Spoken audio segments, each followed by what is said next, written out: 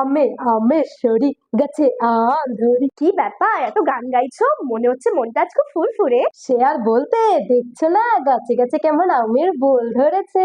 ওহো, সামনে তো আবার তোমারই বাজার, ফলের রাজা আম বলে কথা। তুমিও তো কিছু কম না, আম জাম কাঁঠাল লিচু, গরমকালে আর চাই কিছু। এই যে তোমরা কিন্তু আমায় ভুলে যাচ্ছ, গরমে আমার ডাবের জল আর আখভাইয়ের রস দুটোই পানীয় হিসেবে মানুষের প্রয়োজনীয়, অথচ মানুষেরা তোমাদেরকে ভুলে ক্ষতিকারক কোল্ড ড্রিঙ্কস খেয়ে তেষ্টা মেটাচ্ছে। ঠিকই, ডাবেরও যথেষ্ট গুরুত্ব রয়েছে, কিন্তু বট অসত্য, এদের ফল ফুল কাঠ কোনোটাই মানুষের কাজে আসে না। এ কি বলছো তুমি জাম?